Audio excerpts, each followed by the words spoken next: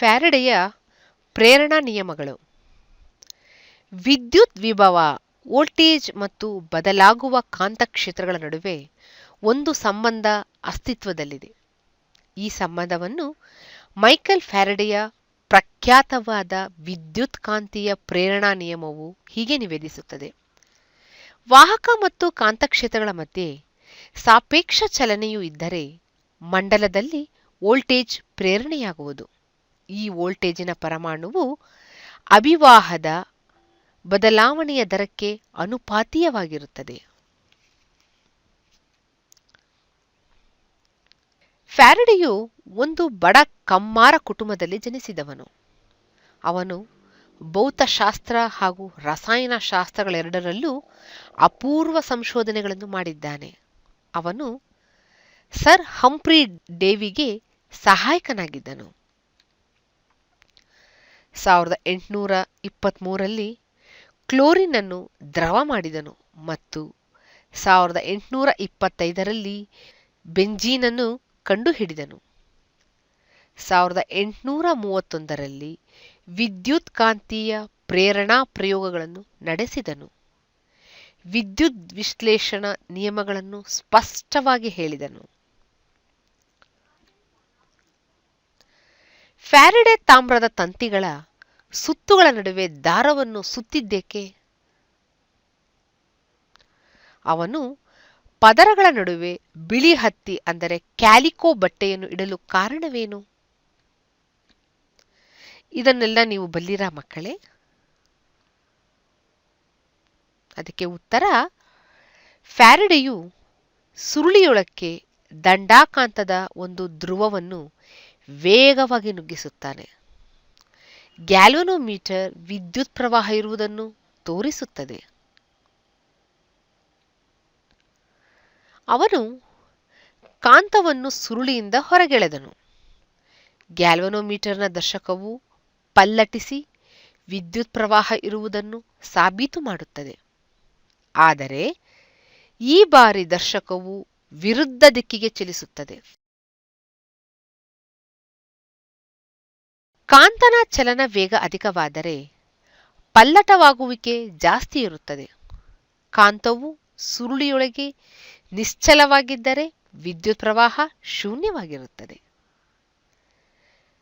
ಕಾಂತದ ದಕ್ಷಿಣ ಧ್ರುವವು ಸುರುಳಿಯನ್ನು ಸಮೀಪಿಸಿದರೆ ಸುರುಳಿಯಲ್ಲಿ ಪ್ರೇರಿತ ಪ್ರವಾಹದ ನೇರವು ಪ್ರದಕ್ಷಿಣವಾಗಿರುವುದು, ಅಂದರೆ ಕ್ಲಾಕ್ ವೈಸ್ ಆಗಿರುತ್ತದೆ. ಕಾಂತದ ದಕ್ಷಿಣ ಧ್ರುವವು ಸುರುಳಿಯಿಂದ ಹಿಂದಕ್ಕೆ ಬಂದರೆ ಪ್ರೇರಿತ ಪ್ರವಾಹದ ನೇರವು ಸುರುಳಿಯಲ್ಲಿ ಅಪ್ರದಕ್ಷಿಣವಾಗಿರುತ್ತದೆ, ಆಂಟಿ ಕ್ಲಾಕ್ ವೈಸ್. ಅವನು ಪ್ರಯೋಗವನ್ನು ಬೇರೊಂದು ವಿಧಾನದಲ್ಲಿ ಪುನರಾವರ್ತಿಸಿದನು. ಅಯಸ್ಕಾಂತವನ್ನು ಸ್ಥಿರವಾಗಿಟ್ಟು ಸುರುಳಿಯನ್ನು ಚಲಿಸಿದನು. ಅದೇ ಫಲಿತಾಂಶ ಮತ್ತೆ ಲಭಿಸಿತು. ಅಮೆರಿಕದ ವಿಜ್ಞಾನಿಯಾದ ಜೋಸೆಫ್ ಹೆನ್ರಿ 1797ರಿಂದ 1878ರವರೆಗೆ ಇವನು ಕೂಡ ಸ್ವತಂತ್ರವಾಗಿ ವಿದ್ಯುತ್ಕಾಂತೀಯ ಪ್ರೇರಣೆಯನ್ನು ಕಂಡುಹಿಡಿದನು. ಆದರೆ ಫ್ಯಾರಡೆಯು ಅದನ್ನು ಮೊದಲು ಪ್ರಕಟಿಸಿದನು. ಚಟುವಟಿಕೆ: ಭಿನ್ನಬಲದ ಕಾಂತಗಳನ್ನು ಉಪಯೋಗಿಸಿ ಮೇಲಿನ ಪ್ರಯೋಗವನ್ನು ನಡೆಸಿ. ಸುರುಳಿಗೆ ಹತ್ತಿ ಸುತ್ತಿದ ತಾಮ್ರದ ತಂತಿಯನ್ನು ಉಪಯೋಗಿಸಿ. ಅಯಸ್ಕಾಂತವನ್ನು ನಿಶ್ಚಲವಾಗಿಟ್ಟು ಸುರುಳಿಯನ್ನು ಚಲಿಸಿ. ಸುರುಳಿಯ ಸುತ್ತುಗಳನ್ನು ಜಾಸ್ತಿ ಮಾಡಿ ಪ್ರಯೋಗವನ್ನು ಪುನರಾವರ್ತಿಸಿ. ಅಯಸ್ಕಾಂತದ ಬೇರೆ ಬೇರೆ ವೇಗಗಳಿಗಾಗುವ ಪಲ್ಲಟಗಳನ್ನು ವೀಕ್ಷಿಸಿ. ಎಲ್ಲಾ ಸಂದರ್ಭದ ನಿಮ್ಮ ಅವಲೋಕನಗಳನ್ನು ದಾಖಲಿಸಿ.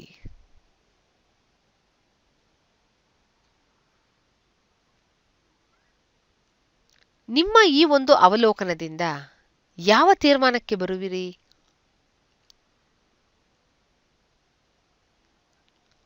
ಇದನ್ನು ಮತ್ತೊಂದು ರೀತಿಯಲ್ಲಿ ಈ ಕೆಳಕಂಡಂತೆ ಹೇಳಬಹುದು. ವಿದ್ಯುತ್ಕಾಂತೀಯ ಪ್ರೇರಣೆ ಎಂದರೆ ಕಾಂತಕ್ಷೇತ್ರವನ್ನು ಉಪಯೋಗಿಸಿ ವೋಲ್ಟೇಜ್ ಅನ್ನು ಮತ್ತು ಪೂರ್ಣ ಮಂಡಲದಲ್ಲಿ ವಿದ್ಯುತ್ ಪ್ರವಾಹವನ್ನು ಪಡೆಯುವುದು ಎಂದು. ಹಾಗಿದ್ದರೆ ಕಾಂತತ್ವವನ್ನಷ್ಟೇ ಉಪಯೋಗಿಸಿ ಸುರುಳಿಯಲ್ಲಿ ಎಷ್ಟು ವೋಲ್ಟೇಜ್ ಅನ್ನು ಪ್ರೇರೇಪಿಸಬಹುದು? ಅದನ್ನು ಕೆಳಗಿನ 3 ಬೇರೆ ಬೇರೆ ವಿಧಾನಗಳಿಂದ ನಿರ್ಧರಿಸಬಹುದು. ಮೊದಲನೆಯದು, ಸುರುಳಿಯಲ್ಲಿ ತಂತಿಯ ಸುತ್ತುಗಳ ಸಂಖ್ಯೆಯನ್ನು ಹೆಚ್ಚಿಸುವುದು. ಕಾಂತಕ್ಷೇತ್ರವನ್ನು ಕತ್ತರಿಸುವ ಪ್ರತ್ಯೇಕ ವಾಹಕಗಳ ಪರಿಮಾಣವನ್ನು ಹೆಚ್ಚಿಸುವುದರಿಂದ ಉಂಟಾಗುವ ಪ್ರೇರಿತ ವಿದ್ಯುತ್ ಚಾಲಿತ ಬಲ ಅಂದರೆ ಇಎಂಎಫ್ ಪರಿಮಾಣವು ಎಲ್ಲಾ ಪ್ರತ್ಯೇಕ ಸುರುಳಿಗಳಲ್ಲಿ ಪ್ರೇರಿತವಾಗುವ ಬಲಗಳ ಮೊತ್ತವಾಗಿರುತ್ತದೆ. ಆದುದರಿಂದ 20 ಸುತ್ತುಗಳು ಸುರುಳಿಯಲ್ಲಿ ಇದ್ದರೆ ಆಗ ಒಂದು ಸುತ್ತು ತಂತಿಯ ಇಎಂಎಫ್ನ 20ರಷ್ಟು ಜಾಸ್ತಿ ಪ್ರೇರಿತ ಇಎಂಎಫ್ ದೊರಕುವುದು.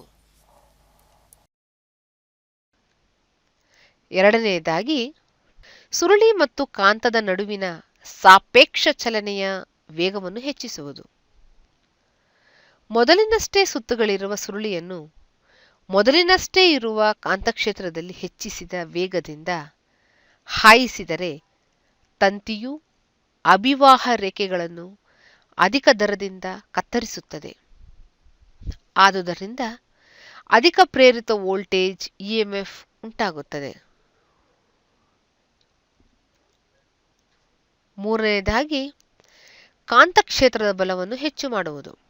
ಮೊದಲಿನಷ್ಟೇ ಸುತ್ತುಗಳಿರುವ ಸುರುಳಿಯನ್ನು ಅದೇ ವೇಗದಲ್ಲಿ ಹೆಚ್ಚು ಬಲಯುತವಾದ ಕಾಂತಕ್ಷೇತ್ರದಲ್ಲಿ ಚಲಿಸಿದರೆ ಅಲ್ಲಿ ಕತ್ತರಿಸಲು ಹೆಚ್ಚು ಬಲರೇಖೆಗಳಿರುವುದರಿಂದ ಉಂಟಾಗುವ ವಿದ್ಯುತ್ ಚಾಲಿತ ಬಲ ಅಧಿಕವಾಗಿರುತ್ತದೆ.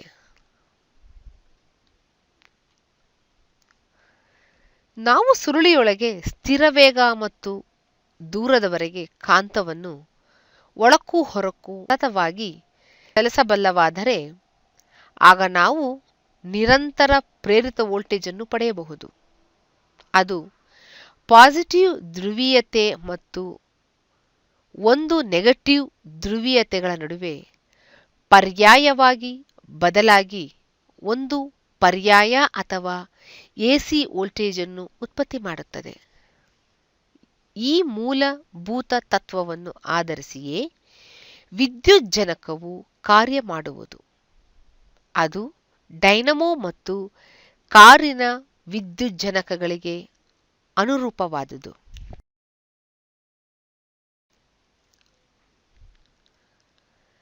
ಬೈಸಿಕಲ್ ಡೈನಮೋನಂತಹ ಚಿಕ್ಕ ವಿದ್ಯುಜ್ಜನಕದಲ್ಲಿ ಬಂಧಿತ ಸುರುಳಿಯೊಳಗೆ ಒಂದು ಸಣ್ಣ ಶಾಶ್ವತ ಕಾಂತವು ಬೈಸಿಕಲ್ ಚಕ್ರದ ತಿರುಗುವಿಕೆಯಿಂದ ತಿರುಗುತ್ತದೆ. ಪರ್ಯಾಯವಾಗಿ ಬಂಧಿತ ಸುರುಳಿಯೊಳಗೆ ಒಂದು ಸಣ್ಣ ಶಾಶ್ವತ ಕಾಂತವು ಡಿಸಿ ವೋಲ್ಟೇಜ್ನಿಂದ ತಿರುಗುವಂತೆ ಮಾಡಬಹುದು. ಎರಡೂ ಸಂದರ್ಭಗಳಲ್ಲಿಯೂ ಪರ್ಯಾಯ ಪ್ರವಾಹ ಉಂಟಾಗುತ್ತದೆ.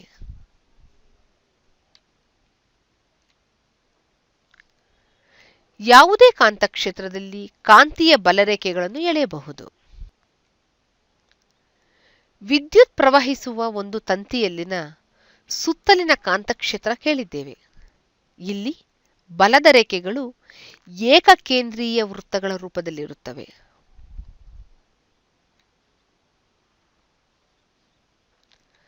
ದಂಡಾಕಾಂತದಲ್ಲಿ ರೇಖೆಗಳು ಉತ್ತರ ಧ್ರುವದಿಂದ ಆರಂಭಿಸಿ ಕಾಂತದ ಸುತ್ತ ಹಾದು ದಕ್ಷಿಣ ಧ್ರುವದಲ್ಲಿ ಅಂತ್ಯವಾಗುವುದು. ಅನಂತರ ಅವು ದಕ್ಷಿಣ ಧ್ರುವದಿಂದ ಉತ್ತರ ಧ್ರುವಕ್ಕೆ ಅಯಸ್ಕಾಂತದ ಮೂಲಕ ಹಾಯ್ದು ಒಂದು ಆವೃತ ಕುಣಿಕೆ ಉಂಟು ಮಾಡುತ್ತದೆ.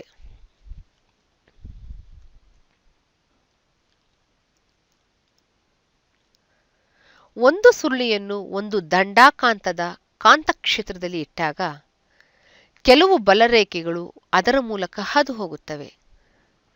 ಸುರುಳಿಯು ಕಾಂತದಿಂದ ದೂರದಲ್ಲಿದ್ದರೆ ಕೆಲವೇ ಬಲರೇಖೆಗಳು ಅದರ ಮೂಲಕ ಹಾದು ಹೋಗುತ್ತದೆ.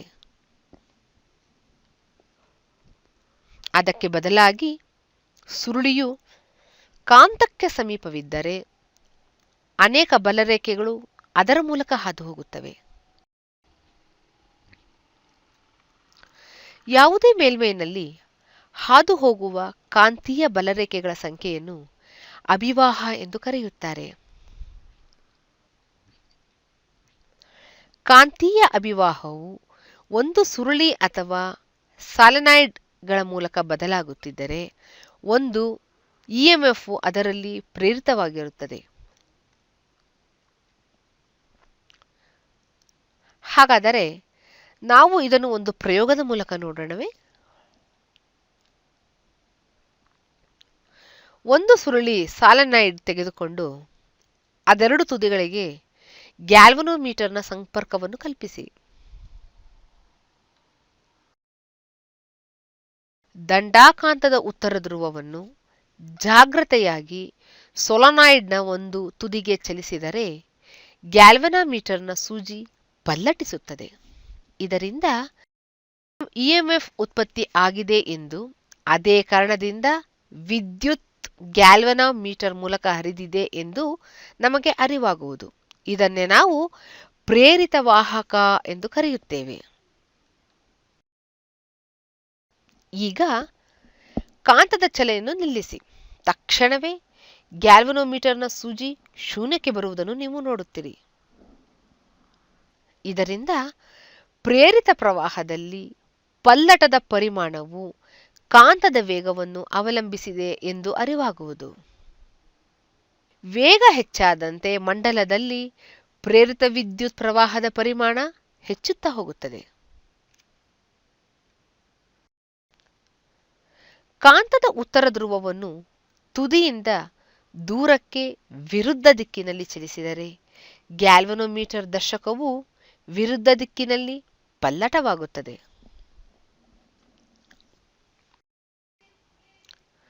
ಕಾಂತದ ದಕ್ಷಿಣ ಧ್ರುವವನ್ನು ಸುರುಳಿಯ ಸಮೀಪಕ್ಕೆ ತಂದರೆ ಗ್ಯಾಲ್ವನೋಮೀಟರ್ ಮೂಲಕ ವಿದ್ಯುತ್ ಹರಿಯುತ್ತದೆ. ಆದರೆ ಇದರ ದಿಕ್ಕು ಉತ್ತರ ಧ್ರುವವು ಪ್ರೇರಿಸಿದ ಪ್ರವಾಹದ ದಿಕ್ಕಿಗೆ ವಿರುದ್ಧವಾಗಿರುತ್ತದೆ. ಇಂತಹದೇ ಫಲಿತಾಂಶಗಳು ಕಾಂತವನ್ನು ನಿಶ್ಚಲವಾಗಿಟ್ಟು ಸೊಲನಾಯ್ಡ್ ಎಂಬ ಕಾಂತದ ಸಮೀಪಕ್ಕೆ ಅಥವಾ ದೂರಕ್ಕೆ ಚಲಿಸಿದಾಗ ದೊರಕುತ್ತದೆ. ಈ ಪ್ರಯೋಗದಿಂದ ಸುರುಳಿ ಮತ್ತು ಕಾಂತಗಳ ಮಧ್ಯೆ ಸಾಪೇಕ್ಷ ಚಲನೆ ಇದ್ದಾಗ ಇಎಂಎಫ್ ಸುರುಳಿಯಲ್ಲಿ ಪ್ರೇರಿತವಾಗುವುದು ಎಂದು ನಾವು ತೀರ್ಮಾನಿಸಬಹುದು.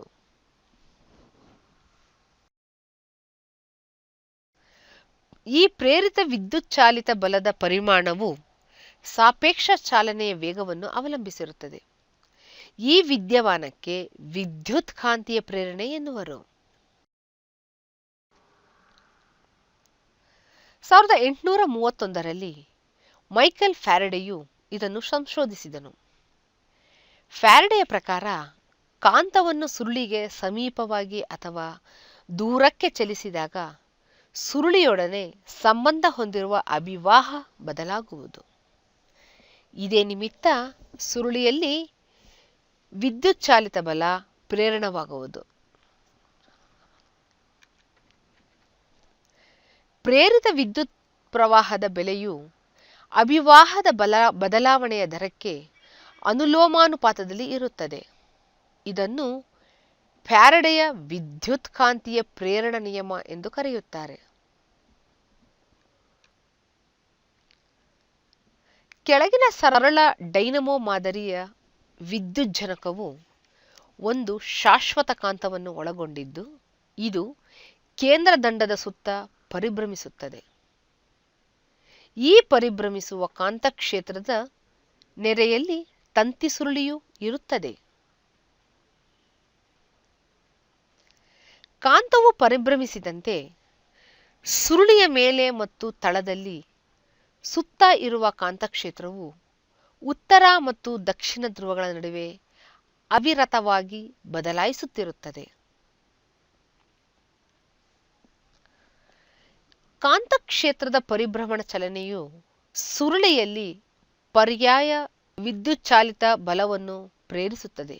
ಇದನ್ನೇ ಫ್ಯಾರಡೆಯ ವಿದ್ಯುತ್ಕಾಂತೀಯ ಪ್ರೇರಣಾ ನಿಯಮ ಎಂದು ನಿರೂಪಿಸುತ್ತದೆ.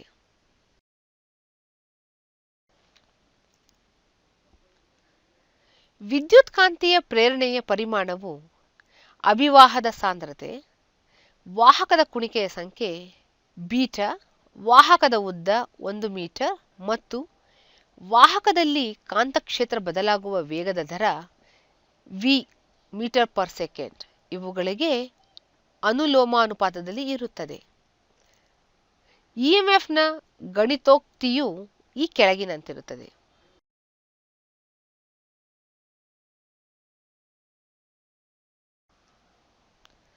ಕಾಂತಕ್ಷೇತ್ರಕ್ಕೆ ವಾಹಕವು ಲಂಬವಾಗಿ ಚಲಿಸದಿದ್ದರೆ 90 ಡಿಗ್ರಿ ಆಗ ಥೀಟಾ ಕೋನವನ್ನು ಉಕ್ತಿಗೆ ಸೇರಿಸಲಾಗುವುದು. ಕೋನ ಜಾಸ್ತಿ ಆದಂತೆ ಉತ್ಪಾದನೆ ಕಡಿಮೆಯಾಗುತ್ತದೆ. Epsilon is equal to minus beta into I into V sine theta volt.